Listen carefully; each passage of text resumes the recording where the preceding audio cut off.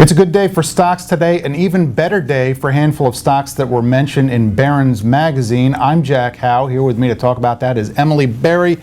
Emily, you're a writer for the forthcoming Barron's Next publication. I saw an ad in the magazine. It's for millennials who want to be millionaires.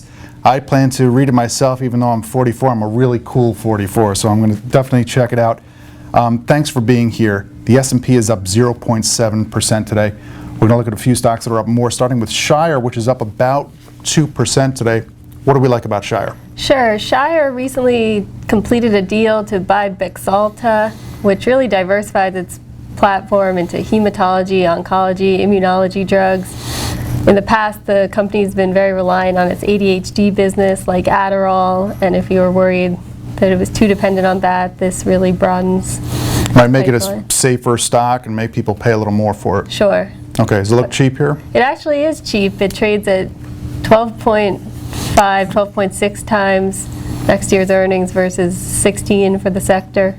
Let me move on to LKQ. That's up 1.6%. Now, this company does not like to use the term junkyard, but they are in the business of pulling parts out of cars that have been junked. Let's say a car that's in a big collision, you pull some parts out and you sell them for someone else who has a car and needs to do a repair, and insurance companies like that business because they're able to get parts on the cheap instead of buying newly made parts from manufacturers. So what's to like about LKQ right here? Sure, their sweet spot is really cars that are 3 to 7 years old. Newer cars don't need repairs. Older cars you can just forget about. Right, you just don't, if it's 10 years old, then you're not going to pay big money for that repair. But in the sweet spot, 3 to 7. Right, and in the recession, people weren't buying new cars as much. Now there's an aging fleet of cars in that 3 to 7 year sweet spot.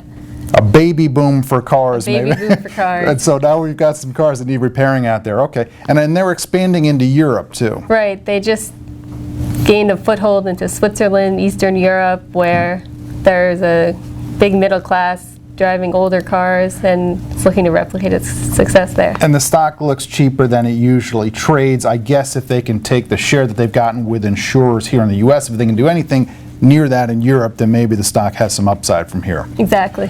Okay, I wrote about eBay. You're a millennial. Is eBay a cool? Is eBay a site that you use? When's the last time you stopped over there at eBay? Not quite. I can't really remember it. I'm more of an Amazon person. Well, this is the problem, right? eBay is going through a site overhaul, a replatforming they call it. I write in the story, the thing kind of looks like a Craigslist with a checkout button.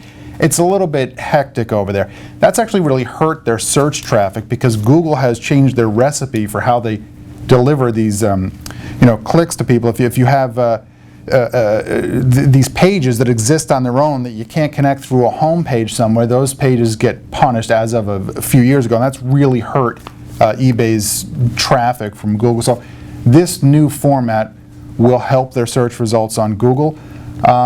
I think it's also going to get people to buy more stuff. It's going to make more sense. It's going to be more Amazon-like, but still with that yard sale component that people like at eBay. And if they can get the thing done right, it's really a vast universe of goods that they sell there.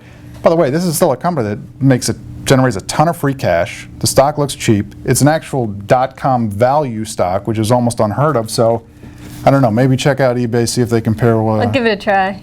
See what happens. Thanks for talking with me, Emily. Thanks for having me. And thanks for watching.